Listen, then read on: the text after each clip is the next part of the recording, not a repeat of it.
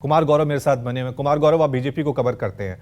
विपक्ष हम देख रहे हैं 2024 को लेकर रणनीति बना रहा है, कौन कौन से सहयोगी दल होंगे, किसके साथ सीटों को लेकर क्या फॉर्मूला होना है।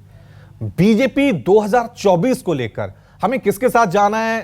हमने देखा था जब 2014 में इलेक्शन हुए थे, 2019 में होते, बीजेपी लगातार छोटे छोटे दलों को अपने साथ जोड़ रही थी। इस बार क्या सिर्फ मोदी जी सबसे बड़े ब्रांड एम्बेसडर, यही रणनीति है?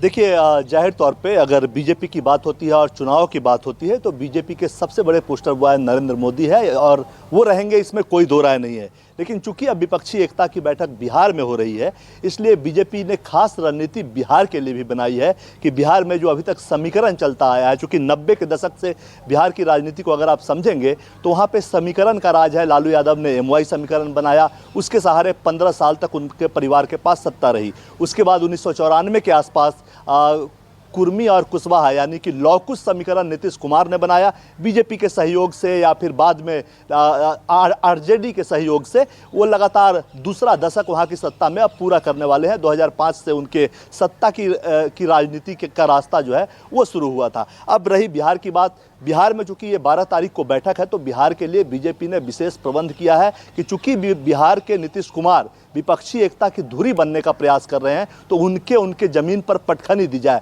और बिहार में समीकरण, जातीय समीकरण, मुखिया के चुनाव से लेकर लोकसभा सांसद तक के चुनाव में जातीय समीकरण की जरूरत होती है, इसलिए वहाँ समीकरण बनाना अपरिहार्य है। और नीतीश कुमार को कैसे डैमेज कर रही है बीजेपी, ये मैं आपको थोड़ा बताना चाहूँगा। नीतीश कुमार का मूल जड़ जो था राजनीति का, जो है वो लवकुश समीकरण है, यानी कि कुर्मी और कुशवाहा। पहले तमाम कुर्मी और कुशवाहा 1994 में गांधी मैदान में एक सभा हुई थी और वहाँ ये प्रण लिया गया था कि एमवाई, लालू के एमवाई समीकरण के खिलाफ कुर्मी कुशवाहा जो समीकरण है, लौकुश समीकरण है, वो नीतीश कुमार को अपना चेहरा देखती है। और 2005 से नीतीश कुमार लगातार किसी न किसी के साथ सत्ता में है, उसको तोड़ने का बीजेपी लगातार प्रयास कर रही है। आपने देखा सम्राट चौधरी कुशवाहा समाज से आते हैं, उनको प्रदेश अध्यक्ष बनाया। उपेंद्र कुशवाहा जो बाद में पहले केंद्र में मंत्री भी रह चुके हैं और बाद में लेकिन नीतीश कुमार के साथ चले गए थे, उनको नीतीश कुमार से अलग किया गया। यानी कुशवाहा वोटर पर जो एक छत्र राज नीतीश कुमार था उसको खत्म किया गया।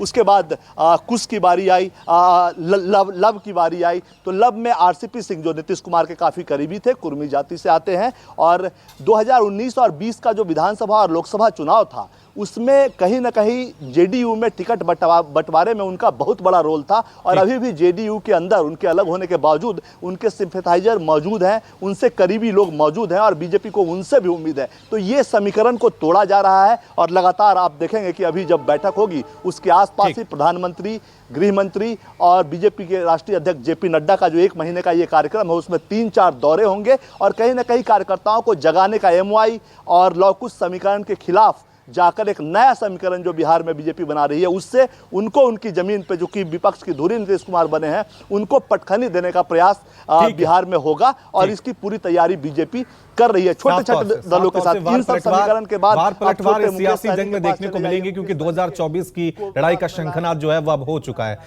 नमस्कार, मैं हूं मानक गुप्ता। अगर आपको हमारा ये वीडियो पसंद आया हो तो इसे लाइक और शेयर जरूर करें और हाँ, हमें सब्सक्राइब और फॉलो करना ना भूलें ताकि आप देश और दुनिया की कोई खबर मिस ना करें। तो जुड़े रहिए हमारे साथ और देखते रहिए न्यूज़ 24।